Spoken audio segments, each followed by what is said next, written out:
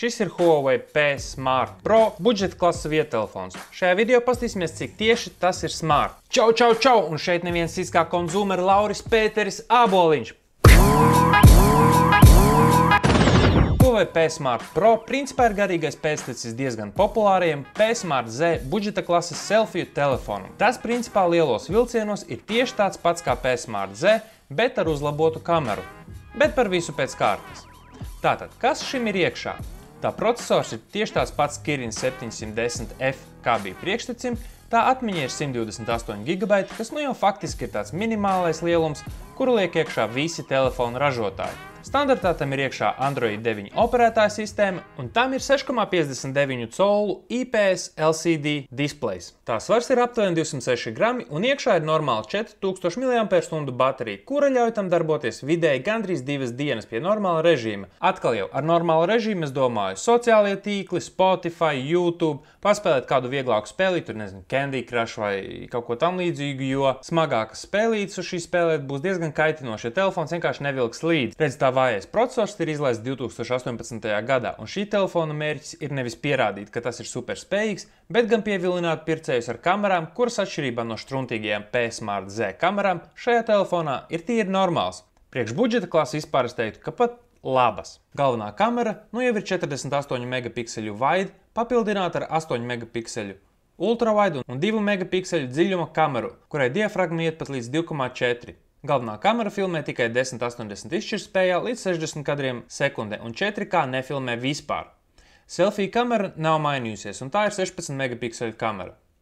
Tagad pie tādām lietām, kuras īsti neizlasīsi tehniskās specifikācijas lapā. Tā līdzdotais lādētājs ir tikai 10 vatu, kas nozīmē, ka pilnu šo telefonu var uzlādēt aptuveni 2 stundu laikā, kas nav tas iespaidīgākais rezultāts.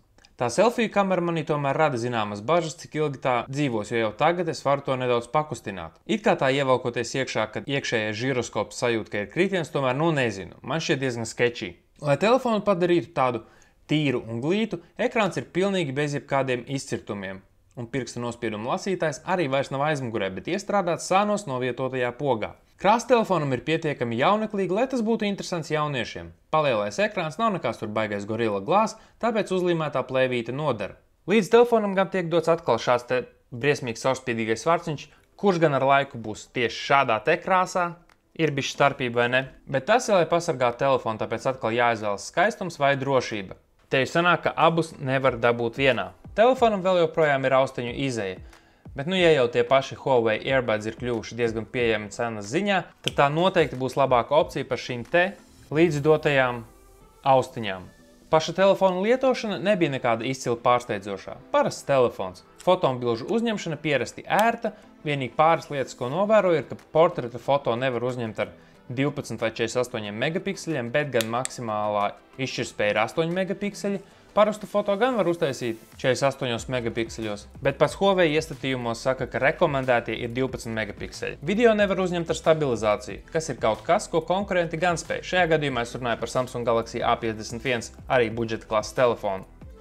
Pirkstu nospiedumu lasītāji šajā telefonā strādā ļoti labi, un to Huawei spēja daudz labāk par Samsung, kuram šāda paša risinājuma pirkstu nospiedumi bija lēnāki un nedaudz štruntīgāk lasījā sākotnējā iestatīšanā. Kas mani nedaudz mulsināja lietojot šo telefonu, bija dzeltenīgāks displejs pie zemāka spilgtuma.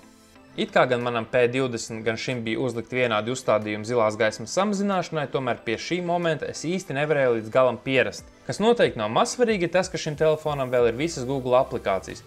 Tomēr Huawei jau laicīgi ir sācis domāt par dzīvi bez Google un piedāvā arī dažas savas aplikācijas iekšā, kā piemēram e-pasta aplikācija, radio kalendārs. Laikam jau jāsāk pierast pie tā, ka Gmails būs jāiestāda nevis caur Gmail aplikāciju, bet caur Huawei Mail, kurā var pievienot Gmail kontu. Iespējams, ka tieši šādi Huawei centīsies izveidot šos risinājumus, lai varētu teikt, ka tehniski tas nepiedāvā tiešos risinājumus, bet caur saviem risinājumiem savieno tevi ar šo te Google pasauli. Līdzīgi kā to jau dara Apple savos telefonos, piemēram ar Apple e-pasta aplikāciju, kurai tu vari piesaistīt savu Gmail kontu. Un kā mēs zinām, no šāda risinājuma īsti vēl neviens nav nomiris. Tā ka laiks rādīs, kas un kā būs šajā frontē. Bet pabeidzot par šo telefonu ir jāsaka, ka tas nav nekāds pārsteidzošais fotokaralis, tas nav arī veiktspējas ziņā nekāds čempions.